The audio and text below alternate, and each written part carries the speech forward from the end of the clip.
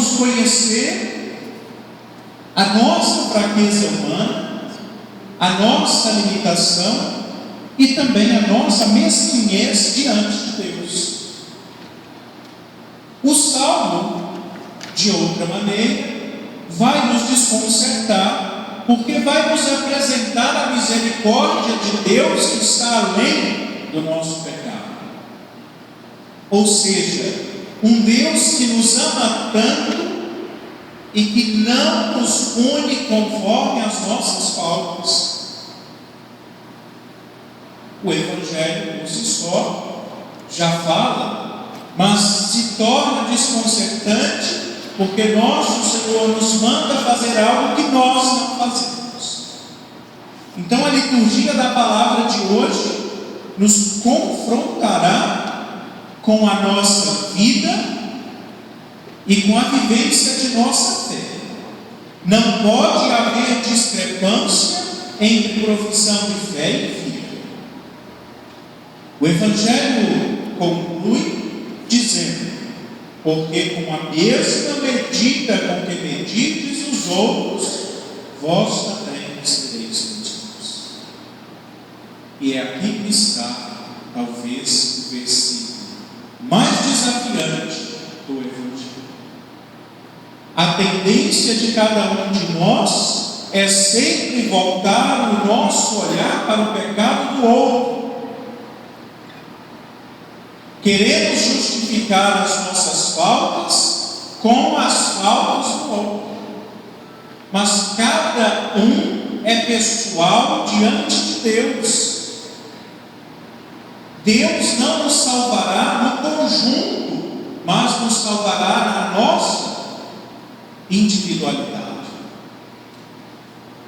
Então não é o nosso pecado, a nossa conduta não deve ser justificada a partir do outro, da vida do outro. Até então, a vivência vai depender da quantidade de experiência que nós temos de Deus.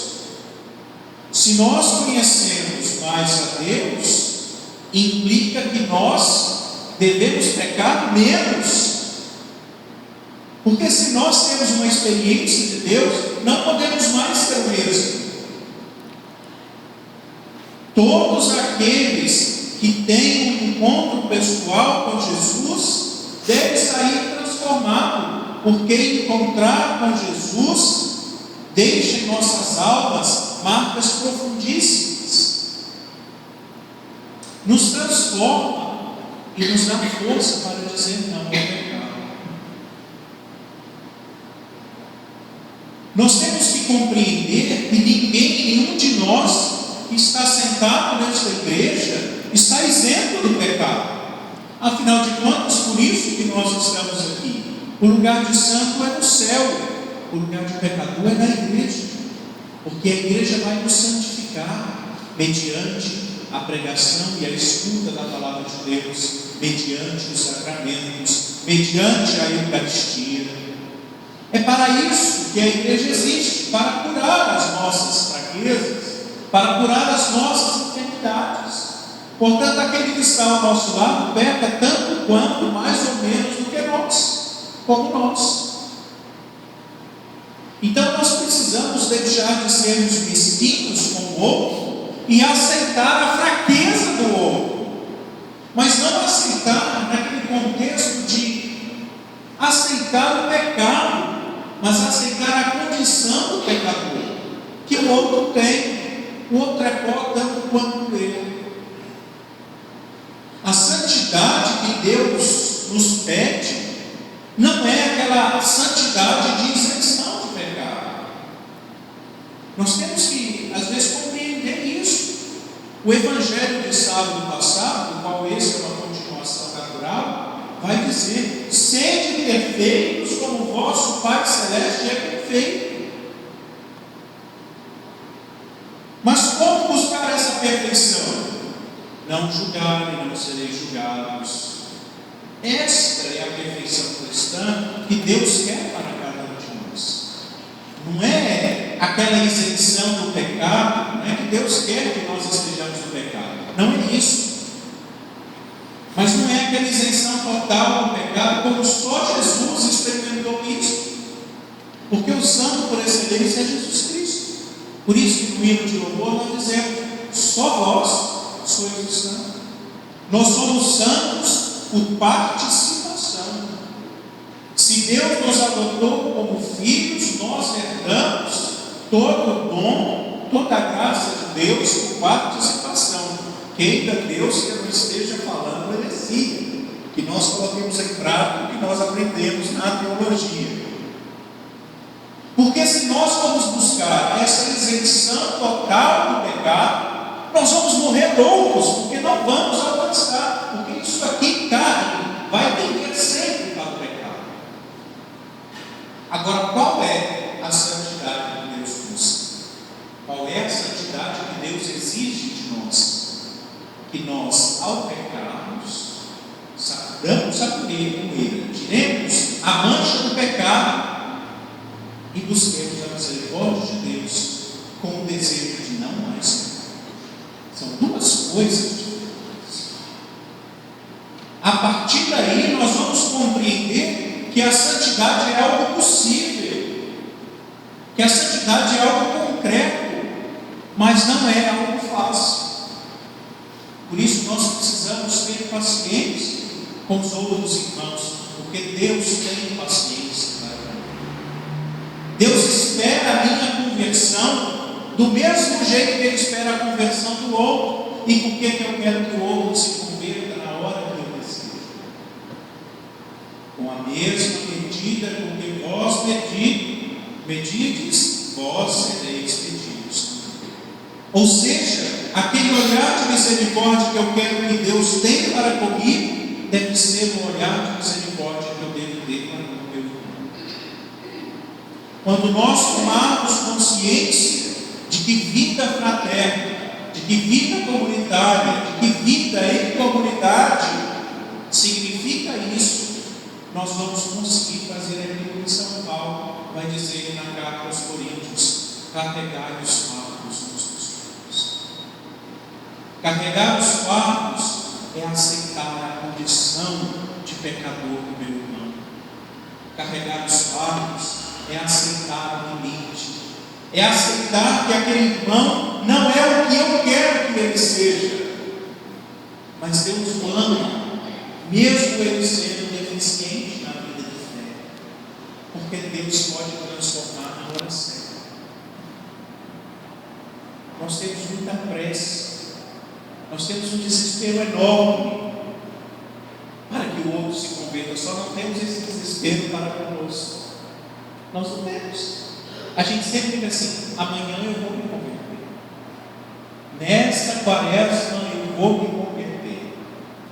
Aí não consegue, olha, na quaresma do ano que vem. Mas por que na quaresma do ano que vem não pode ser na Páscoa deste ano? Se a quaresma não surtiu efeito, por que a gente quer prolongar? Por que a gente quer prolongar?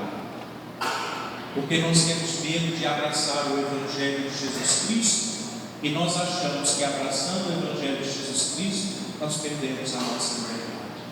Muito pelo contrário. É abraçando o Evangelho de Jesus Cristo que nós encontraremos a liberdade. Quanto mais próximo de Deus, mais livres nós seremos. Não devemos buscar essa liberdade que nós achamos que o mundo nos dá. Não é isso. Muito pelo contrário. A liberdade que o mundo prega é uma escravidão, porque precisamos fazer aquilo que Ele nos manda. Não. A liberdade de Deus é poder transgredir a lei, mas não transgredir por amor a Jesus Cristo. É aqui que vai haver o mérito da vida cristã. Lutar sempre para fazer a vontade de Deus.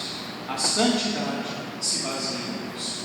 Após nós começarmos a compreender isso e compreender que esta santidade, que é uma graça de Deus, só vem dele, não de nós, aí sim nós vamos alcançar uma isenção do pecado. Enquanto nós acharmos que a santidade depende de nós, unicamente de nós, nós vamos continuar pecando. E pior ainda, porque vamos pecar por orgulho, porque vamos achar que somos capazes de não pecar. Diz que todo bem, que de um mal Deus tira um bem. Mentira. Não existe mal que gere bem. Todo mal vem para o mal. Mas Deus consegue transformar aquele mal num bem. Não há males que vem para o mal. Não existe isso. Deus transforma o mal. E quando nós pecamos, quando nós experimentamos a nossa condição adâmica de homem terreno, aí nós reconhecemos que Deus é o Senhor de nossa história, de nossa vida. Só Ele pode nos dar a força para dizer não ao pecado e sim à palavra de Deus, a lei de Deus. Quando tomarmos consciência disso, compreenderemos que o irmão que caminha conosco está também nesta escola de misericórdia que é a igreja, que é a palavra de Deus. Peçamos a Deus nesta noite essa graça de compreender que o outro também, com sua debilidade, busca a santidade. Cada um tem uma força, cada um a busca na medida que se abre para Deus. E que Deus espera o tempo de cada um. Ele fica ali esperando, porque Deus, antes de ser juiz, Ele é misericordioso e Ele não nos trata como exige nossas coisas. Porque se Ele tratasse a cada um de nós conforme o nosso pecado, é como diz o Salmo 129, quem poderia nos resistir? Peçamos a Deus a graça de experimentar a misericórdia do Senhor de modo especial neste tempo santo da Quaresma, para que Deus coloque em nosso coração um novo desejo de santidade, que Deus coloque em nosso coração aquele espírito decidido que o Salmo 50 pede, para que possamos transformar a nossa vida, para que possamos buscar a todo custo essa santidade que nasce a partir de nossa fraqueza. Que Deus nos ensine também o dom da paciência, para que possamos ter paciência conosco mesmo e também ter paciência com aquele que caminha conosco, para que a nossa irritação com a fraqueza do nosso irmão não seja causa ou motivo maior de queda para ele, mas que a nossa paciência seja motivo de reerguimento para a vida. Louvado seja nosso Senhor Jesus Cristo.